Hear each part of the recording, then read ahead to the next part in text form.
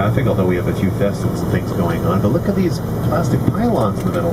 Now that's the only thing separating you from oncoming traffic. It actually isn't so great for safety, is it? You know, it used to be 55 miles an hour.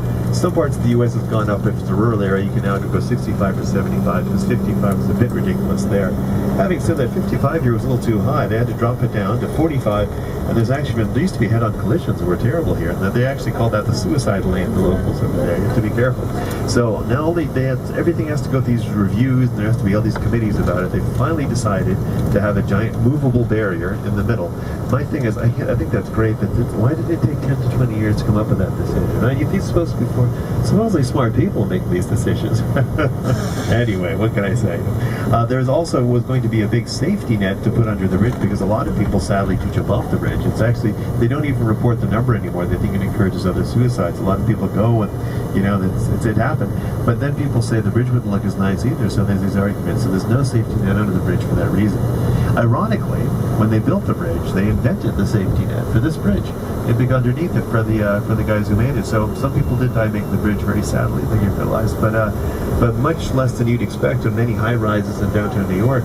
Also the hard hat, which we take for granted, was actually invented for this bridge too. So the hard hat and safety net were both invented for this one. Yeah. They did the giant towers first, and then they had the big cables which are holding up the entire bridge, and then the roadway came last. Yeah. From one side to the other, kind of stuck right up like a drawbridge, and they sewed it together, so to speak, in the middle. They actually had a golden ribbon to put in, like the railroad, but it was a big production. Everyone showed up with the golden ribbon, but gold's a soft metal, right? So they had it with a puncture gun, and it shot right through, and they watched the gold ribbon go all the way down to the ocean, and then everyone was very red-faced and embarrassed, and they all went home. You have the Baker Beach over there on the right. That looks like the Mediterranean, doesn't it, over there on the right? That's called Sea Cliff. Now, often it's quite foggy. Today it's gorgeous. Robin Williams lived out there for a while. Now Robin Williams has a new TV show. He's supposed to be good, called The Crazy Ones. So he's living in Los Angeles, but he was sort of one of our famous local residents. You notice a lot of Robin Williams films are usually shot in San Francisco.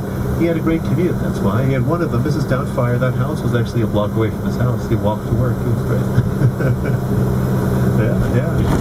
So this is all green, the Presidio. To the right, you have Sea Cliff, and then beyond it, you have a little bit more of green. That's called Land's End. We're going to go not too far away from there. They don't let us drive right by Sea Cliff. We're going to get as close as we can. These very nice, exclusive neighborhoods. Not surprisingly, they have all sorts of laws deciding that tour buses shouldn't go next to their house, which is sort of our little battle with the city. We understand, though, you know, but here, you kind of follow that bus with the rainbow on it.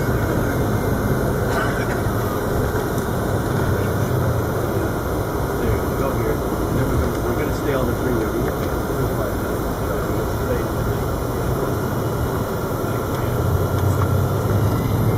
Excellent. All right. So in this place, the Presidio, this 200-year-old base that was the U.S. Army and then the Mexican Army before that the Spanish Army. This was mostly built on sand, and actually there were no trees here. You'd think, I must be making this up. You see a lot of trees. These couldn't possibly be a man-made forest, right? But it actually is. So it was here for 200 years. 100 years ago, they decided to have lots of trees. The reason why, there were a lot of winds. Keeps the wind down. They actually brought all this eucalyptus over. It creates a great windbreak, so there's not so much wind. But originally, they weren't bringing for that. They thought they were being very clever.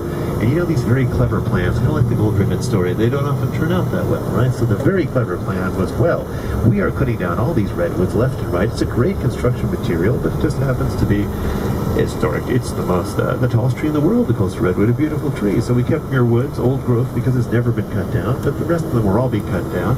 So they weren't really thinking about protecting the environment quite yet. They were aware, though, that they were using it up, but there weren't going to be many trees left. As I'm talking about the trees, looking out to the right, you see a lot of eucalyptus and a few pine trees, Monterey pines, some little tiny baby ones. Now they're planting 2,000 trees per year just to keep up, believe it or not. So 100 years ago, they planted the woods. About 100 years, they start to die.